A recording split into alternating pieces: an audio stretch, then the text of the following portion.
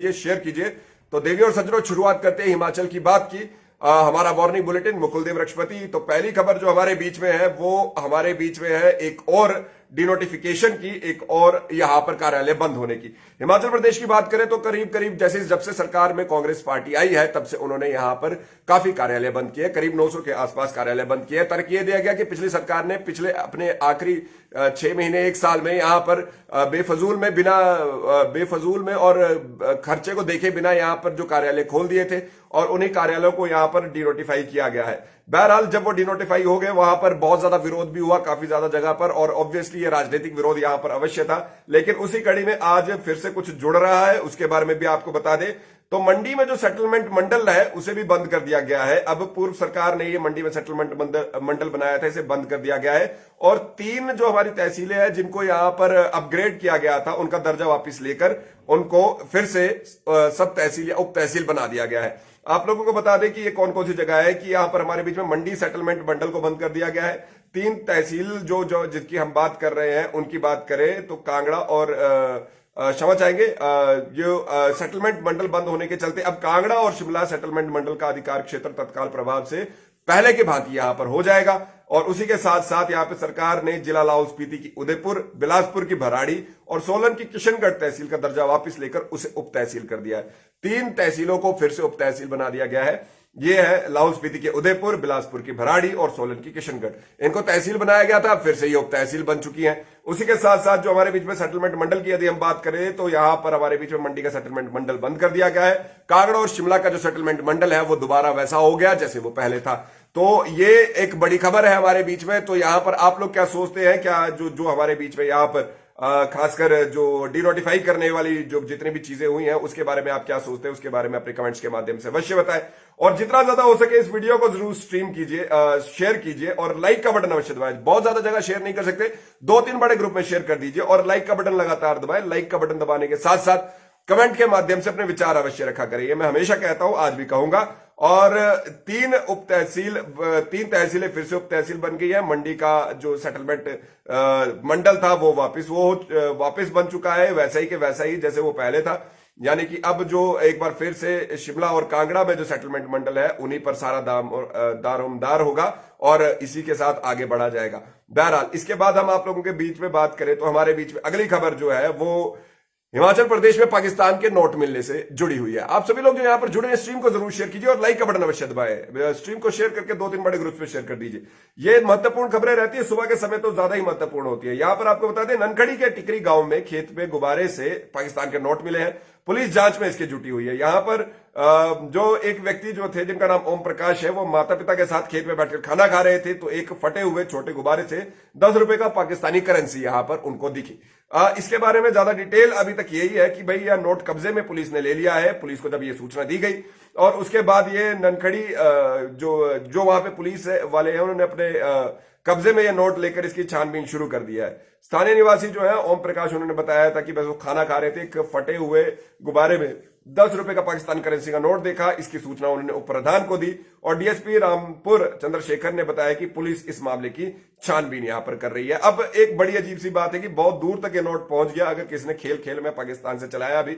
अब इसके बारे में अगर ये वैसा हुआ है कि भाई किसी ने गुब्बारा उड़ा के पाकिस्तान से यहां तक पहुंचा दिया तो बात अलग है। लेकिन मान लीजिए कि कोई और यहां पर एक्टिव हो तो ये अपने आप में से सोचने की बात है। तो सतर्क रहने की भी आवश्यकता यहां पर हो सकती है। हालांकि पुलिस की ओर से इस तरह की कोई भी बात यहां पर अभी तक नहीं कही गई है। आप लोग इसके बारे में क्या सोचते हैं? पहले भी ऐसा होता रहा है, लेकिन अभी की बात यदि करें तो ये अपने आप में थोड़ा डराने वाली बात जरूर रहती है और केवल यही नहीं और जगह पे भी ऐसा हुआ है। बहरहाल इसके साथ साथ ही आप सभी लोगों को एक टारगेट ही दे देते हैं। अभी हम 58 लाइक्स पर हैं और जल्दी जल्दी आप लाइक्स बढ़ाते जाएं, वो बटन दबाते जाएं और स्ट्रीम को शेयर करते जाएं और 400-500 लाइक्स का हम यहां पर टारगेट लेकर चलते हैं। अगली खबर की ओर आपको लेकर चलते हैं। अगली खबर हमारे बीच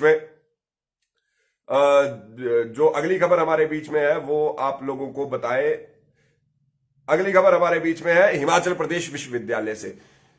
आप लोगों ने शायद सुना हो, अगर नहीं सुना है तो फिर भी बता दें कि बीबीसी द्वारा एक डॉक्यूमेंट्री जारी की गई है और उस डॉक्यूमेंट्री को भारत में बैन किया गया है। यह डॉक्यूमेंट्री आधारित है 2002 के गुजरात दंगों पर और उसके बाद क्षमा चाहेंगे, जी हाँ, गुजरात दंगों पर आधारित ये जो हमारे बीच में डॉक्यूमेंट्री है, इसमें ऐसा कहा गया है कि जो प्रधानमंत्री मोदी है उनकी एक छवि बिगाड़ने के लिए ये डॉक्यूमेंट्री बनाई गई है। और जो हमारे बीच में जो हमारी सरकार है उसने उस जो डॉक्यूमेंट्री है उसमें बैन लगाया हुआ है, यानी कि भारत में वो डॉक्यूमेंट्री ना देखी जा सकती है, ना दिखाई जा सकती है, वो डॉक्यूमेंट्री यहां पर रिलीज ही नहीं होगी। लेकिन एचपीयू में शनिवार की शाम को एसएफआई के छात्र संगठन, जो एसएफआई है, स्टूडेंट फेडरेशन ऑफ इंडिया, उन्होंने प्रधानमंत्री मोदी और गुजरात दंगों पर बनी बीबीसी की ये विवादित डॉक्यूमेंट्री की स्क्रीनिंग यहां पर रखी थी। और शिमला पुलिस के समझाने के बावजूद एसएफआई कार्यकर्ता डॉक्यूमेंट्री दिखाने पर अड़े रहे और वहां की यदि बात करें तो वहां पर हंगामा बरप पड़ा। इसी बीच शाम को 6 बजे भाषणबाजी के बाद पुस्तकालय के बाहर खुले में डॉक्यूमेंट्री की स्क्रीनिंग शुरू कर दी गई और करीब 17 मिनट तक डॉक्यूमेंट्री दिखाई जाने के बाद पुलिस हरकत में आई और उसके बाद मौके पर प्रोजेक्टर पर लगाई गई स्क्रीन को वहां से हटा दिया गया और एसएफआई कार्यकर्ताओं और पुलिस के जवानों के बीच धक्का मुक्की भी हुई। केंद्र सरकार, पुलिस प्रशासन और प्रदेश सरकार के खिलाफ यहां पर कार्यकर्ताओं ने, एसएफआई के कार्यकर्ताओं ने नारेबाजी यहां पर शुरू कर दी। आपको बता दें, राष्ट्रीय सह सचिव दिनित धेंटा ने यहां पे कार्यकर्ताओं और पुस्तकालय के बाहर जुटे आम छात्रों को क्यूआर कोड वितरित कर मोबाइल और लैपटॉप पर डॉक्यूमेंट्री देखने के लिए कहा और उन्होंने ऐलान किया कि जरूरत पड़ी तो एसएफआई आने वाले समय में उपायुक्त कार्यालय और सचिवालय के बाहर भी डॉक्यूमेंट्री को दिखाकर सच्चाई को सामने लाने का काम करेगी। ये 59 मिनट की डॉक्यूमेंट्री को देखने के लिए 7:45 पर सभी कार्यकर्ता परिसर से बाहर निकले थे। हालांकि डॉक्यूमेंट्री की स्क्रीनिंग के बंद करवाने के बाद कार्यकर्ताओं ने पुलिस के अधिकारियों को भी क्यूआर कोड यहां पर उपलब्ध करवाया। तो एक विवादित डॉक्यूमेंट्री है, इसके बारे में आप सभी लोगों को पता होगा, प्रधानमंत्री मोदी पर आधारित है, गुजरात दंगों पर आधारित है और उसी को चलते हुए यहां पर हमारे बीच में उसकी स्क्रीनिंग एचपीयू में एसएफआई द्वारा रखी गई थी, जो 17 मिनट के बाद ही रोक दी गई। लेकिन उन्होंने क्यूआर कोड वितरित किए, ना केवल स्टूडेंट्स को बल्कि उन लोगों को भी, उन जो हमारे बीच में पुलिस वाले हैं, पुलिस अधिकारी हैं, उनको भी जो वहां पर पहुंचे हुए थे। आप सभी लोग जो यहां पर जुड़े हैं, एक बार इस स्ट्रीम को जरूर शेयर कर दीजिए बड़े ग्रुप में और लाइक का बटन जरूर दबाते रहें। काफी ढीले पड़े हुए हैं आप सुबह एतवार की सुबह पे। अभी हम केवल 80 लाइक्स पर है, कम से कम हम लोगों को 200-300 पे तो होना चाहिए, इससे ज्यादा तो लोग देख ही रहे हैं। चलिए जी, इसके साथ अगर हम यहां पर आगे की ओर आपको लेकर चलें तो कांग्रेस में एक बार फिर से प्रतिभा सिंह जो प्रदेश अध्यक्ष है, उनके सामने ही कांग्रेस यहां पर दो फाड़ हमें देखने को मिली। यहां पर जो सिराज घाटी में चेतराम जी और विजयपाल जी के समर्थक जो है वो आपस में भिड़ गए और वो भी प्रदेश अध्यक्ष के सामने। आप लोगों को बता दें कि शनिवार को हाथ से हाथ जोड़ो यात्रा के अभियान के तहत सिराज में कार्यक्रम आयोजित था, जहां पे प्रतिभा सिंह और सुक्खू गुट के कार्यकर्ताओं में जमकर हंगामा हो गया और दोनों गुटों के समर्थकों में हाथापाई तक हो गई। अब ये जो हुआ है उसके बारे में बता दें कि ये हाथ से हाथ जोड़ो यात्रा के तहत सिराज में ये कार्यक्रम आयोजित किया गया था, जहां पर ये दोनों गुटों में जो दो लोग थे, जो जन समर्थक थे, यहां पर दो लोगों के उनके बीच में हाथापाई तक यहां पर हो गई। अभियान को लेकर मंडी जिला के सराज विधानसभा क्षेत्र के धरोट पंचायत में शनिवार को सांसद और पार्टी की प्रदेश अध्यक्षा प्रतिभा सिंह के स्वागत कार्यक्रम में चेतराम और विजयपाल समर्थक आमने सामने आ गए और प्रतिभा सिंह के सामने ही चेतराम गुट के समर्थकों ने कांग्रेस विचार विभाग के चेयरमैन विजयपाल सिंह के खिलाफ गो बैक के नारे लगाना शुरू कर दिए और फिर यहां पर हाथापाई होगी। अभी नई नई सरकार बनी है और इसमें अगर इस तरह से गुटबाजी अगर दिखती है तो वो ऑब्वियसली यहां पर उन लोगों के बिल्कुल ठीक नहीं है। बहरहाल एक छोटा मोटी बात यहां पर इसे मानकर यहां पर दफा दफा करने का प्रयास अवश्य किया जाएगा, लेकिन फिर भी एक बड़ी चीज यहां पर सामने आई है तो उसके बारे में बात आखिर कैसे ना हो। इसी के साथ साथ अगली खबर भी आप लोगों को बता देते हैं कि जो हिमाचल प्रदेश की बात करें, अगर एक बयान आप लोगों को यहाँ पे द्रंग विधानसभा क्षेत्र में पद्दर में जाकर प्रतिभा सिंह जी ने दिया था, उसके बारे में आप लोगों को जानकारी होगी कि प्रतिभा सिंह जी ने कहा था कि अगर कौल सिंह यहाँ पर चुनाव जीत जाते तो वो मुख्यमंत्री होते, लेकिन उसके बाद यहाँ पर जयराम ठाकुर जी ने उस पर चुटकी लेते हुए कहा है कि कौल सिंह मुख्यमंत्री तो बनते पर क्या प्रतिभा सिंह बनने देती। जयराम जी ने यहाँ पर, पूर्व मुख्यमंत्री जी ने लोक निर्माण विभाग के मंत्री विक्रमादित्य पर भी निशाना यहां पर साधा है। उन्होंने कहा है कि भाई पहले अपने विभाग की जानकारी ले लेनी चाहिए। क्षमा चाहेंगे, थोड़ी ये तबीयत जो है वो ठीक होने का नाम ही नहीं ले रही। नेता प्रतिपक्ष और पूर्व मुख्यमंत्री यहां पे द्रंग में भारतीय जनता पार्टी कार्यकर्ताओं के साथ बैठक में तंज कसते हुए उन्होंने कहा कि प्रतिभा सिंह कह रही थी कि कौल सिंह अगर जीतते तो मुख्यमंत्री सुक्खू नहीं कौल सिंह होते, लेकिन उन्होंने कहा कि कौल सिंह मुख्यमंत्री तब होते जब प्रतिभा सिंह उन्हें मुख्यमंत्री बनने देती। उन्होंने कहा कि लोक निर्माण विभाग के मंत्री विक्रमादित्य सिंह यहां पर उनको अपने कार्य की, अपने विभाग की भी जानकारी ले लेनी चाहिए। यह विभाग विक्रमादित्य सिंह जी के पिताजी के पास, स्वर्गीय वीरभद्र सिंह जी के पास भी था, मगर उनके कार्यकाल में मात्र 2500 किलोमीटर सड़कें बनी थी। यहां पर उन्होंने कहा कि जो जयराम ठाकुर जी की सरकार है उनके कार्यकाल में सबसे अधिक 5000 किलोमीटर सड़कें यहां पर बनी है और राष्ट्रीय महत्व के कार्यक्रमों में भी मंत्री राजनीतिक भाषण देते नजर आते हैं। जो कांग्रेस के मंत्री हैं उनके बारे में ये लोग कह रहे हैं। यहां पर एक और बात यहां पर उन्होंने कही कि कौल सिंह ये कही कि कौल सिंह कहते हैं कि मंडी का मुख्यमंत्री है लेकिन मंडी में विकास नहीं हुआ। उन्होंने कहा कि मंडी में 150 करोड़ के शिवधाम का कार्य शुरू हुआ है, उसे बंद करवा दिया गया है। दूसरी और यूनिवर्सिटी खुली है, उसे बंद कराने की तैयारी चल रही है और मंडी कॉलेज भवन के कार्य अधूरा पड़ा हुआ है। ये सारे कार्य उनके समय में शुरू किए गए थे और उसके बाद यहां पर अभी जो है यहां पर ये काम नहीं चले हैं। इसके साथ साथ ही अगली खबर की ओर आपको लेकर चलें तो ये बहुत महत्वपूर्ण खबर है और फिर से मैं केवल आग्रह ही कर सकता हूं, आप जितना ज्यादा हो सके स्ट्रीम को शेयर करें और कमेंट के माध्यम से अपने विचार अवश्य व्यक्त किया करें और अगर वो भी नहीं कर सकते तो लाइक का बटन अवश्य दबाएं।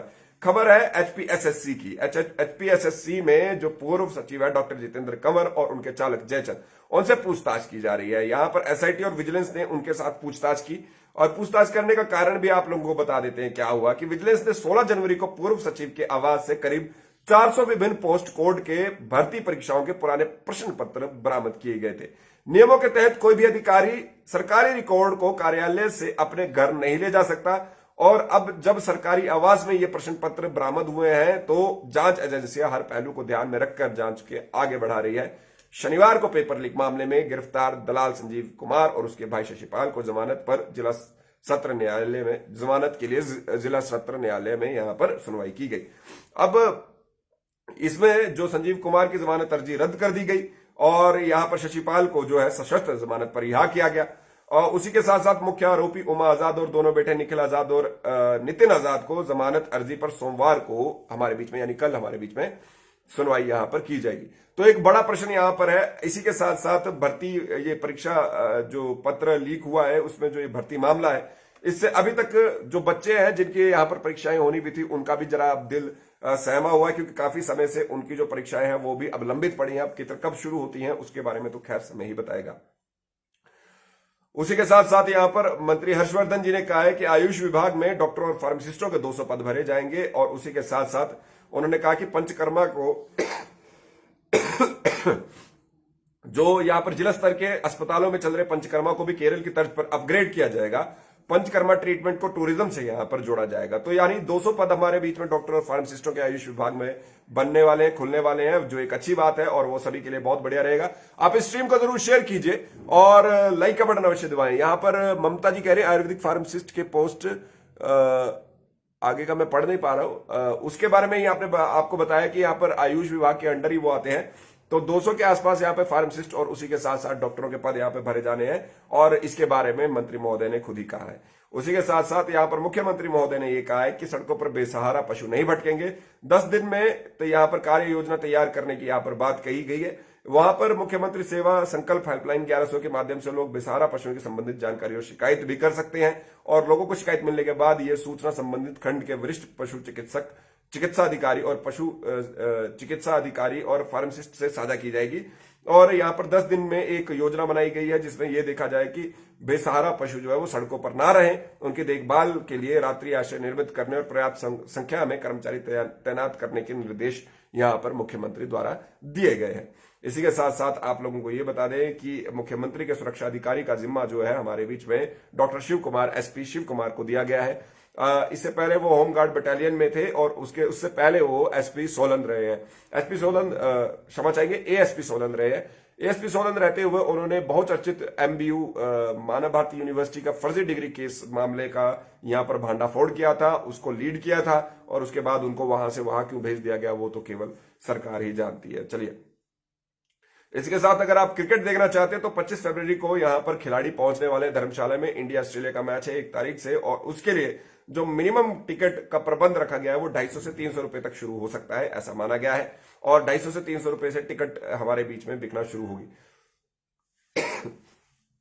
हिमाचल प्रदेश की राजधानी शिमला में पीने का पानी अब महंगा होगा। उसमें बदलाव किया गया है, उसमें अब आपको महंगे दरों पर पानी खरीदना पड़ेगा। घरेलू पेयजल उपभोक्ताओं को जो नगर निगम के क्षेत्र में आते हैं, पेयजल स्लैब अगर 0 से 20 किलो लीटर है तो यहां पर 15 रुपए 95 पैसे से अब वो 17 रुपए 55 पैसे उसके लिए देना पड़ेगा। 21 से 20 किलो लीटर के लिए 27 रुपए 50 पैसे पहले बनता था, अब 30 रुपए 25 पैसे बनना पड़ेगा। अब 30 किलो लीटर से ज्यादा यहां पर 49 रुपए 50 पैसे होता था, अब 54 रुपए 45 पैसे देना पड़ेगा। न्यूनतम रखरखाव का शुल्क 100 रुपए पहले था, वो अब भी 100 रुपए होगा। घरेलू उपभोक्ता जो नगर निगम क्षेत्र से बाहर है उनको पेयजल स्लैब जो है 20 किलो लीटर तक 36 रुपए 30 पैसे की जगह 39 रुपए 93 पैसे देना पड़ेगा। 21 से 30 किलो लीटर वालों को 55 रुपए की जगह अब 60 रुपए 50 पैसे देना पड़ेगा। 30 किलो लीटर से ज्यादा वालों को 70 रुपए की जगह अब 84 रुपए 70 पैसे देना पड़ेगा। यहां पर न्यूनतम रखरखाव शुल्क 200 रुपए है, और इसी तरह से आगे आगे हमारे बीच में ये इस तरह से बढ़ता रहेगा। इसी के साथ जो 5वीं और 8वीं के बच्चे हैं उनकी 3 तारीख से यहां पर 3 मार्च से उनकी परीक्षाएं यहां पर वार्षिक शुरू होंगी, ये भी आप लोगों को अपडेट कर दें। बहरहाल ये था हमारा मॉर्निंग बुलेटिन। आप सभी लोग जो यहां पर जुड़े, आप सभी लोगों का जुड़ने के लिए बहुत बहुत धन्यवाद। आप लोगों ने स्ट्रीम शेयर नहीं की, मैं बोलता रहा, लेकिन फिर भी स्ट्रीम शेयर जरूर कीजिएगा और लाइक का बटन अवश्य दबाते रहे और कमेंट के माध्यम से अपने विचार अवश्य व्यक्त करें। मेरा नाम मुकुल देव वृक्षपति, मुझे फेसबुक, इंस्टाग्राम, ट्विटर पर फॉलो कर सकते हैं। कोई मुद्दा है तो 9882837038 पे आप व्हाट्सएप कर सकते हैं। देखते रहे लाइफ टाइम्स टीवी। जय हिंद, जय भारत, जय हिमाचल।